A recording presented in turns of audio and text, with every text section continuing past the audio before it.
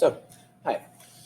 So today we're going to be doing something a little bit different. We're going to be utilizing Google Draw, which is a type of Google Doc, but we can draw on it to break up some composite figures, which, as you can see, these are 3 examples of composite figures, which all a composite figure is our usual squares, rectangles, triangles, and circles thrown together, mixed up.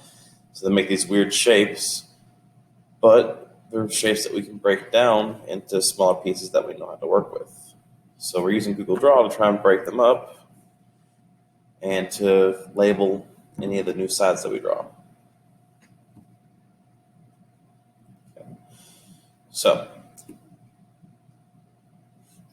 for you all, you're going to have different examples with just one question per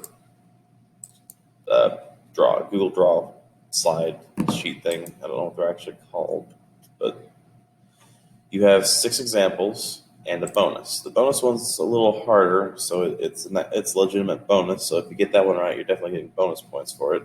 But so for right now, we have 3 examples we're going to work through just to make sure you all know how to use Google Draw and how to break this up.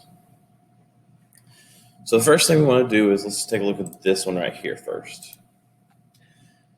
So if you look up at the top, there is this little thing that you hover over, it says line. You want to click this because this is what we're going to use to draw all of our lines. So this top one here, it's kind of a weird shape, but you can kind of see it looks like it's kind of made up of like squares and rectangles. So we're going to click here and let's just drag on over. And then if you want to, you can click on the mouse and click off of it to make it stop being highlighted, but there. Now we have 2 little rectangles. Yeah.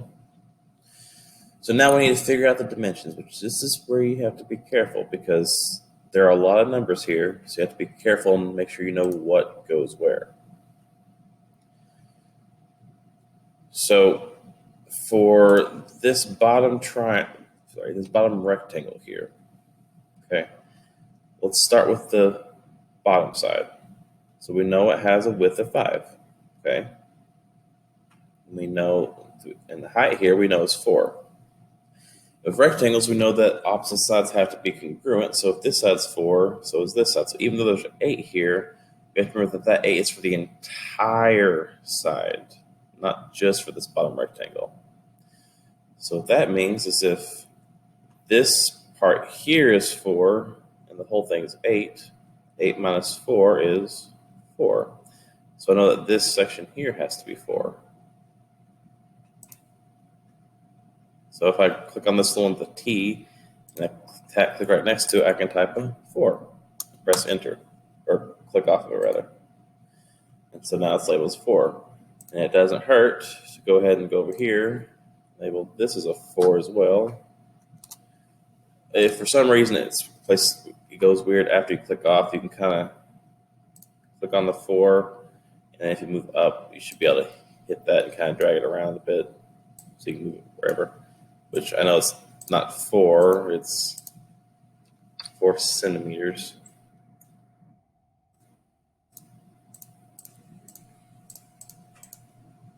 And yes, sometimes this is difficult, but that's okay. We can work with it. I'm not expecting you all to do perfectly well with this. It's just something new, something to try out, see how well it works. And this bottom line that we just drew here, since rectangles have opposite sides that are congruent, this side's 3, then this bottom one right here has to be 3 as well. So centimeters, go over here, resize it just a bit, and then we're going to move it. I'm fine with it here. And boom, just like that, we have this one done. So now let's go down here to the bottom with the one with the triangle in it. I mean, I know it's a triangle because I have this random slanted edge. So if I go right here and I break this up like this, then all of a sudden I have a triangle and I still have this mess here, which means I have to break it up twice. Sometimes we have to break it up multiple times. So if I go over here, I can go this way or I can go this way. It doesn't really matter too much. I'm just going to go this way. Just do it. And then all of a sudden, I have triangle, two rectangles. So now again, this is where we have to be careful. We have to pay attention to try and find the different side lengths. So this is a rectangle. So we know if this side is 5, this side down here is also 5 inches this time. Size it, and move it up.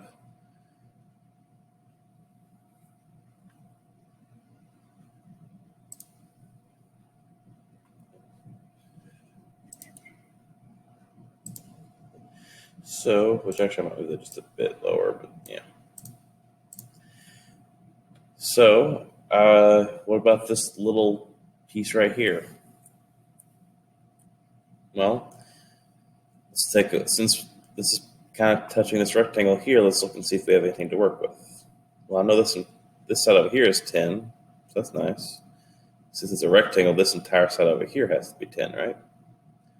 Well, if this part here is 6 and the whole thing is 10, then we can do 10 minus the 6 means that this leftover bit here has to be 4.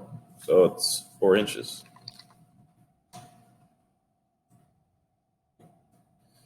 Resize it and then move it.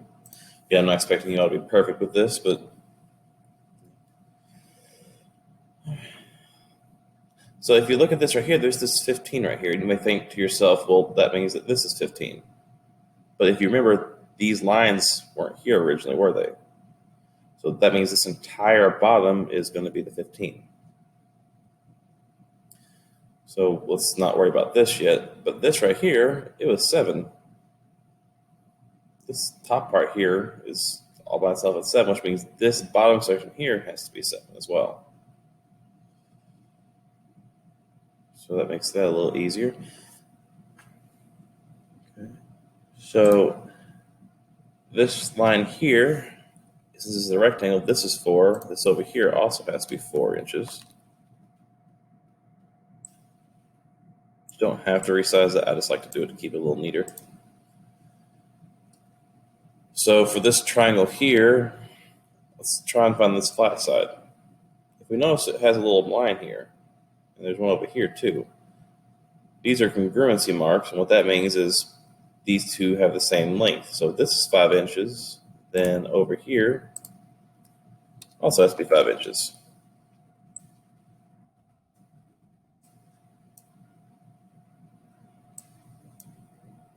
Now, when we get to composite figures, to be honest, a lot of our shapes will already be partially broken down. You might have to fill in the measures or something, but I just want to make sure y'all know how to do this. So we got one more side we need to figure out the length of for this, which, to be fair, I'm going to go ahead and put 7 inches here because we already talked about that a second ago.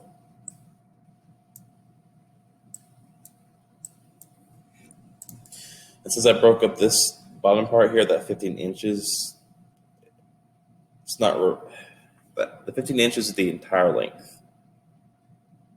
But if you remember, this bottom part here, this rectangle is 7 inches. The bottom part of this rectangle is 5 inches. So this last bit here, the side of this triangle, I can find that, can't I? Yeah. I can do 15 minus these two to get that one. So 15 minus 5 is 10. 10 minus 7 is going to give me 3. So 3 inches.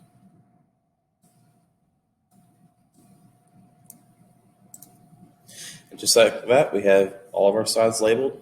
We're good to go.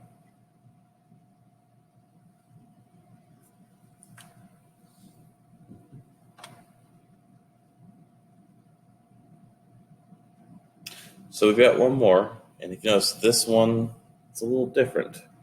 It has this little rounded edge there. So composite figures, you're going to see situations. You're probably not going to see a situation where you have an actual full circle, but we're going to have a lot of half circles. So if we go over here, right to this little edge here, and draw this line straight down, Go ahead and click off. Boom, we have a rectangle, we have a half circle. So this rectangle has 4 sides, so let's work on making sure we have the measures for all those. If this side is 8, and this side has to be 8 as well.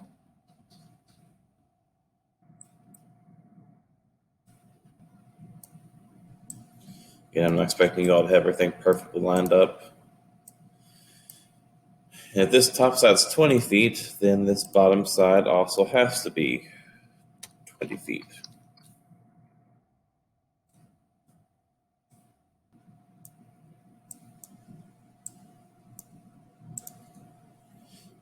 Yeah, let's move that down below. And there we go. So they're all labeled. So now we have this circle.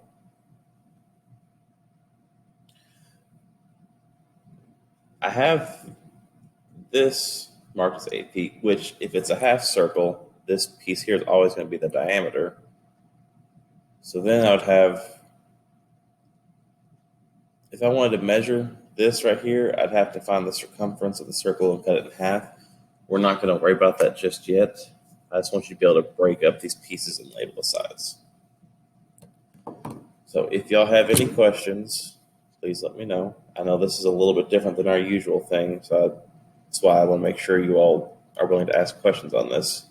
Also, I wanted to go through and break this down. Now, Google Draw does have a few other features. Like if I click on this, then I can access, I thought there was like a pen color or something where you could draw, but I don't know. Or the tools. No. I thought there was like some kind of thing where you could actually draw like a pin on this, but I haven't found it yet. So that's why we're just going to use line tool, which is all we really need, to be honest. But if you have any questions, let me know, and have a good one.